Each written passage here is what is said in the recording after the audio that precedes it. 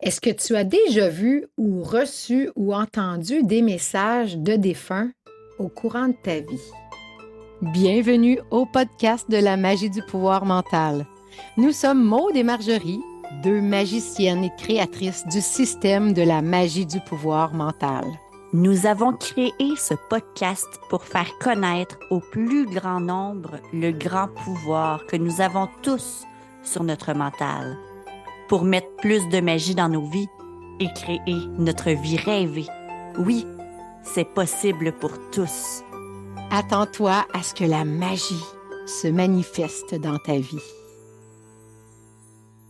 Bonjour tout le monde, je suis contente d'être avec vous aujourd'hui pour un nouvel épisode qui va peut-être faire peur à certains parce que c'est un sujet dont on parle de plus en plus, mais c'est encore quelque chose qui peut rester épeurant pour certaines personnes. Et justement, aujourd'hui, on va s'entretenir avec Lorraine, ma mère que vous connaissez très bien, qui fait partie de la magie du pouvoir mental. Elle va nous parler du contact avec les défunts. Je ne sais pas si toi, ça t'est déjà arrivé dans ta vie, puis probablement que oui. Puis peut-être que tu n'as pas voulu l'entendre, mais quand tu étais jeune, peut-être que tu as déjà vu des fantômes ou tes enfants en ont déjà vu. Peut-être qu'il t'est arrivé d'entendre des bruits ou que les lumières éteignent toutes seules ou que l'imprimante part toute seule. Donc, c'est toute une façon que les défunts ont de communiquer avec nous, que tu n'y crois ou non. Et on n'est pas là pour te pousser à croire à quoi que ce soit, mais il y a tout un monde autour de nous invisibles qui cohabitent avec nous à temps plein. Et puis, ben justement, j'avais envie, Lorraine, que tu sois avec nous aujourd'hui pour nous parler de ce monde. Donc, ben bonjour. Allô, ça va bien, Maude? Ça va bien, toi? Ben oui, je Ben, suis en forme. je serais curieuse de savoir comment ça a commencé, toi, la première fois où tu as peut-être vu, entendu ou eu un message de l'au-delà ou d'une autre dimension. OK. Ben, la première fois que tout, écoute, j'étais quand même assez jeune, on s'entend. J'avais peut-être 37, 38 ans. Et puis, j'étais allée voir quelqu'un qui faisait des trans. C'était une dame qui canalisait Edgar Allan Cayce, OK? Et puis, cette femme-là communiquait avec lui et entrait en transe profonde. Et à ce moment-là, quand cette entité a commencé à parler, je l'ai ressenti à l'intérieur de moi. Il m'est venu un frisson et j'ai senti l'odeur de mon père qui est arrivé. Ça sentait son parfum que lui seul mettait. C'était un homme qui était coquet, fier, puis aimait se parfumer. Puis quand il m'a parlé de lui, l'odeur est arrivée en moi. Puis je l'ai senti me serrer dans ses bras par en arrière. J'ai senti son étreinte et ça m'a chaviré. Ça sentait mon père. Puis après ça, plusieurs fois, fait que je suis retournée, puis j'ai dit, mon Dieu, c'est pas un hasard, ça se peut pas. Ils me disent que mon père va bien, que mon père marche maintenant, puis ils ne savaient pas, mais mon père était handicapé. Alors, ça m'a vraiment bouleversée. C'était la première fois que j'assistais à ça, puis j'étais comme la figurante. Je suis retournée chez nous, puis plusieurs fois après, je sentais une odeur de cigarette dans la maison. Et cette cigarette-là, c'était l'odeur des cigarettes à mon père. Je vous jure. Puis là, je savais que mon père me faisait signe de vie. Ça a resté comme ça. Puis évidemment, j'ai suivi des formations. Je me suis ouvert de plus en plus à l'énergie. Et on parlait beaucoup d'énergie invisible également. Puis à un moment donné, je voyais dans ma maison, c'était une vue bizarre. C'était comme si il y avait des énergies qui circulaient à une vitesse qui était à peine perceptible, mais je sentais l'énergie passer, je la voyais. Assez que même mon conjoint à l'époque, Rock, je disais, tu vois tout ça dans les coins de murs, les plafonds, les coins dans les bas de murs. Il dit, ben oui, c'est donc bien étrange. Lui aussi, il voyait passer. Il dit, c'est quoi ça? Alors, lors d'une méditation, après avoir consulté un peu mon mentor, J'ai demandé c'était quoi, c'était qui, puis on m'a confirmé que c'était vraiment des énergies de défunts qui venaient demander de l'aide. Et on m'a dit qu'étant donné que je restais au bord d'un lac, au bord de l'eau, que souvent les énergies des personnes défuntes se ramassent pas loin parce que l'eau les aide à donner signe de vie, parce que c'est un moyen fluide pour être capable de se manifester. C'est très difficile de se manifester quand on est dans l'au-delà. Mais ces êtres-là ne sont pas nécessairement dans un grand au-delà.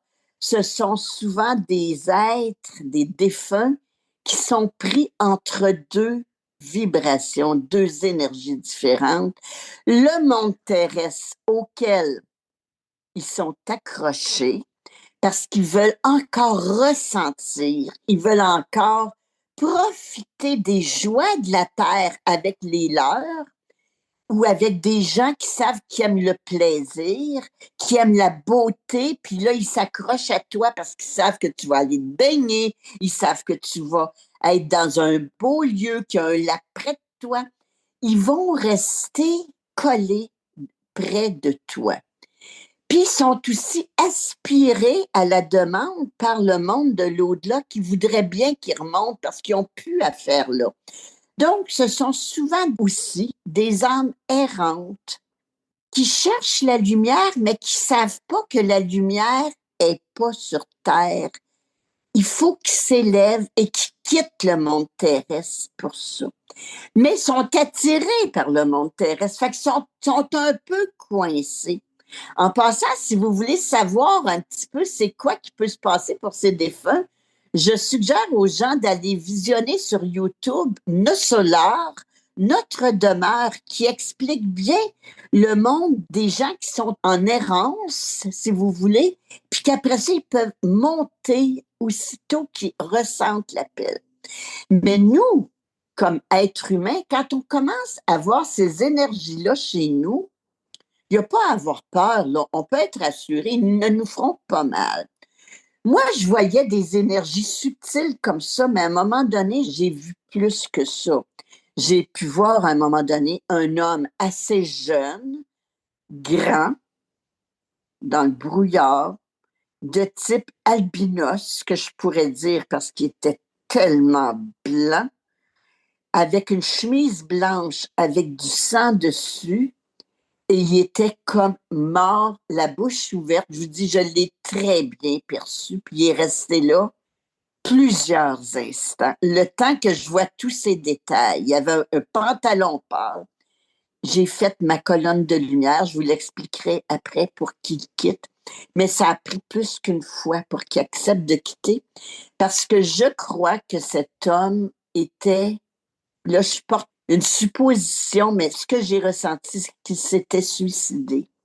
Alors, il était coincé entre deux mondes.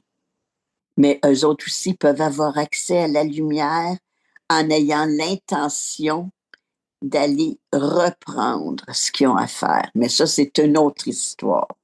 Donc, si je comprends bien, au début, tu voyais des petites choses, mais maintenant, c'est rendu clair. Puis je me rappelle, tu m'as déjà dit, on était un moment donné à un chalet, puis tu m'avais dit, il y a un homme avec chemise à carreaux. Puis là, tu me disais, ça circule, Maud, ici, la nuit, c'est un chalet sur le bord de l'eau. Puis ma mère a dit, hey, je voyais le monde s'en aller, revenir. Il dit, il y avait un homme avec une chemise à carreaux. Tu les voyais très bien. Donc là, ton don, c'est vraiment affiné, là. Tu vois les gens. Ben, écoute, ça dépend où je suis, premièrement. Ça dépend l'état que je suis aussi. On n'est pas toujours prête à tout voir. Et je crois qu'il faut faire confiance à l'énergie d'amour qui est là pour nous tous, que quand on est prêt, quand il faut qu'on fasse de quoi, qu'il y a une action à poser ou qu'on doit se centrer sur nous, on reçoit le déclic qu'on voit mieux, qu'on sent mieux, qu'on ressent plus. Puis les moments peut-être qu'on est comme, je pourrais dire, dans un état de plus basse vibration, c'est important de se sentir respecté là-dedans, puis toute la source le sait, et elle ne nous accablera pas, parce que veut pas, quand on voit des êtres se promener partout, tu te poses la question, qu'est-ce que je peux faire pour les aider? Qu'est-ce que je peux faire pour qu'il se détache d'ici? Et c'est là que tu as découvert un don que tu avais qui est être passeur d'âme. Oui, oui. Ce don-là, je savais quand je pensais à, exemple, mon monsieur pendu ou qui s'est tué, ça, je ne sais pas de quelle façon. Je pensais à lui, puis je disais, mon Dieu, il ne peut pas rester quoi. C'est un jeune homme, là. C'est un jeune homme, là. Puis je sentais le besoin d'aide, mais en même temps, je ressentais mon impuissance. Puis c'est là que je suis allée faire des recherches, que j'ai lues, que je me suis formée, que je me suis formée aussi à des énergies beaucoup plus de l'au-delà, entre autres les anges de Xéda, qui nous disaient comment agir pour que ces âmes puissent retrouver la lumière. Puis ils nous ont donné une forme de rituel qui fonctionne très bien. Mais je dirais le rituel, c'est pour sécuriser l'être humain. On a besoin de rituels pour savoir que ça fonctionne. Mais en fait, avec l'intention d'amour puissante qu'on a en nous, on peut tellement aider sans trop savoir comment faire. L'important, c'est la lumière qui doit descendre et aspirer l'énergie et que l'énergie accepte de plonger dans cette lumière. Parce que au cas où vous seriez ignorant sur comment ça se passe quand on monte vers l'au-delà, le temps n'existe pas vraiment. Le temps, c'est juste une illusion de l'être humain pour pouvoir fonctionner sur la planète Terre. Donc, lorsqu'on meurt, lorsqu'on part, lorsqu'on quitte, on appelle ça la mort, mais on se fait juste percer un voile. Mais de l'autre côté, le temps n'existe plus. C'est comme si à ce moment-là, les gens qui sont déjà décédés dans notre temps terrestre sont prêts à nous accueillir. Notre énergie est prête à être accueillie par ces énergies-là. Mais les âmes vivantes, comme toi, Maud, si je meurs avant toi, il y a de fortes chances que ça arrive, ou Mathilde, ou mes autres enfants, ou mes petits-enfants, peuvent être tous présents aussi pour m'accueillir. Le temps n'existant pas, ils vivent dans l'au-delà en même temps qu'ils vivent dans le temps linéaire. Alors, toutes les énergies de l'amour qu'on ressent peuvent être présentes pour nous accueillir. Quelle sécurité! Tu as juste à indiquer le chemin à la personne qui quitte pour dire « Hey, tu ne seras pas tout seul!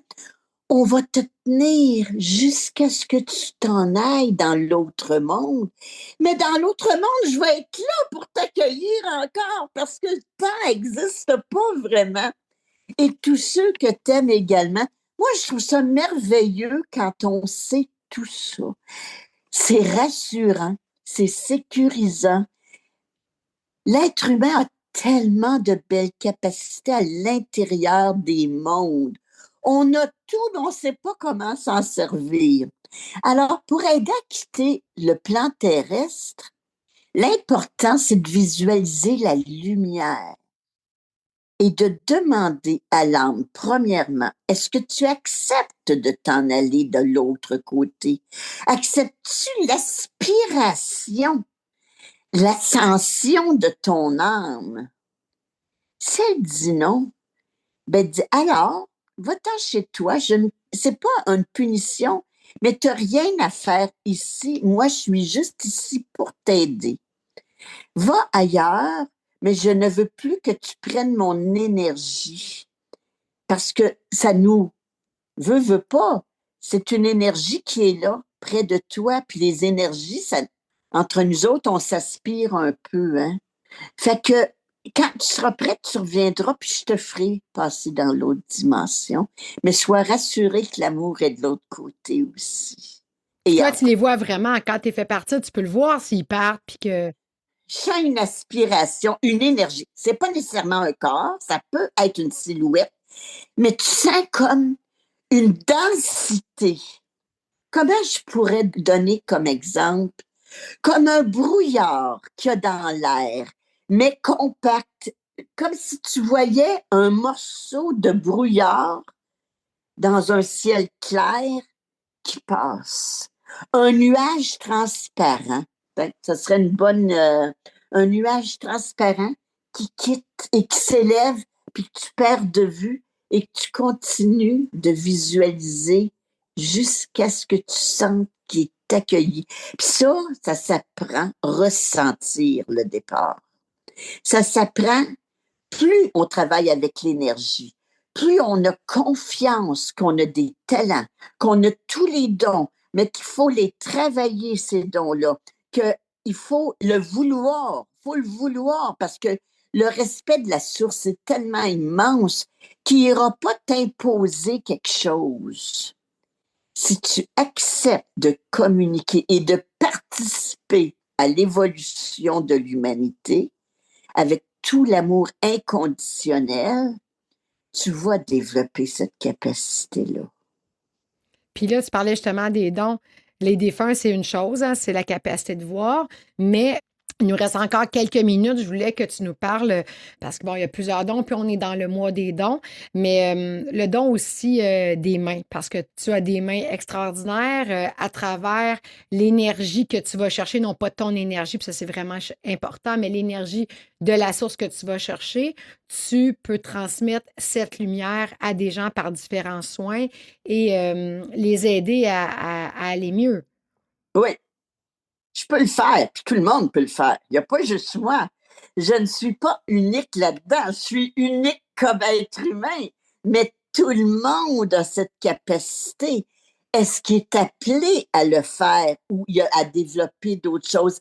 Est-ce qu'il est dans une expérience terrestre pour vivre une vie à 3 dimensions ou il est dans une expérience terrestre pour arriver à la 5e dimension? Et c'est pour ça qu'on ne peut juger jamais, parce que on vit toutes les expériences. Tout le monde vit tout. Alors, si tu as le goût de développer tes dons, ben c'est parce que tu avais pris rendez-vous avec cette énergie-là. Tu avais un rendez-vous sur Terre pour dire, moi, je vais développer, exemple, la capacité de soigner les gens, de les accompagner en utilisant l'énergie divine qui passe par moi et en la partageant. Elle a leur énergie divine, mais ils ne la sentent pas. Bref, ce qu'on fait, c'est réactiver des cellules d'amour, des cellules divines que la personne ne sait pas, ne soupçonne pas qu'elle a en elle. Et en les réactivant, le divin, qui est un grand tout finalement, ben, il va soigner la personne à l'intérieur des mains par l'énergie divine qui passe par moi et qui touche la personne. C'est une activation. Moi, je fais rien là-dedans. Je permets la fusion avec l'énergie divine. Et c'est à cet instant que je pense que l'être qui est devant moi et moi, on vit un instant de fusion ensemble et qu'on peut accueillir cet amour divin et que la personne est enfin ouverte à cette énergie d'amour. Hmm. Puis je rappelle à tout le monde, important de mentionner qu'on n'est pas médecin, que ça remplace pas un diagnostic, ça remplace pas la médecine. Moi, je dirais c'est un complément, c'est quelque chose qui fait du bien si on y croit puis qu'on a envie d'aller voir. Mais c'est important que si vous vivez des difficultés, d'aller consulter quand même votre médecin. Les soins énergétiques, c'est ça. Les deux sont. J'ai le goût de rajouter quelque chose justement par rapport à ça, qu'on ne néglige pas la médecine humaine. Au contraire, la médecine humaine, elle a été créée aussi avec des intuitions divines. Pour la pénicilline, quand elle a été créée, c'est une inspiration de quelqu'un qui était sûrement connecté à son divin pour enfin sauver des millions de vies. La semaine dernière, j'étais certaine que je faisais une infection urinaire. Certaine. J'avais les symptômes. Alors, j'ai téléphoné à mon médecin, comme J'y crois, moi. Et le médecin m'a dit, je vais te faire préparer ta médication, mais va passer une analyse d'urine pour être certain que c'est bien ça. Elle est très, très vigilante. Alors, j'y suis allée. Elle m'a dit, prends pas tes antibiotiques en attendant. Elle dit, s'il y a urgence, inquiète-toi pas, je vais le savoir vite. Elle me rappelle pas, elle me rappelle pas, elle me rappelle pas. Elle m'appelle avant-hier soir. Elle nous appelle elle-même. On est très choyés ici à lac Mégantic. Elle m'appelle pour me dire, ben, tout est rendu beau, madame. Vous avez plus rien. Toutes vos prises. Mais j'ai dit, pourtant, si j'avais tous les symptômes. Puis là, j'ai dit, correct, merci beaucoup. Mais je me suis souvenu que je me suis fait un soin à l'intérieur de moi et que j'ai dit, si c'est pour mon plus grand bien, ça peut s'en aller et ça ne m'appartient pas. Et voilà la capacité qu'on a. C'était pour mon plus grand bien. Peut-être que j'aurai quelque chose une autre fois, mais ça va être bon que je le vive. Mais là, non. Finalement, ben, il a fallu que j'appelle la pharmacie pour dire défaites la prescription, mais c'était quand même heureux, là. Oui, puis c'est bien que tu dises parce que ça montre qu'on a besoin de la médecine, mais que Oui, les soins, c'est un beau complément. Merci beaucoup, Lorraine, pour cette belle rencontre. J'espère que ça vous a aidé à comprendre un peu plus sur le monde de l'invisible, puis qu'on a tous des capacités, qu'on a tous des dons. Puis si tu veux aller plus loin, voir comment tu peux te connecter à des dons, ben, je t'invite à prendre un appel de connexion avec moi. Le lien est sous la vidéo. Puis ça va me faire plaisir de connecter avec toi puis de te guider à travers tout ça. moi, je peux dire que les formations sont un tremplin pour aller à la découverte de qui nous sommes vraiment. C'est vraiment un tremplin. En effet.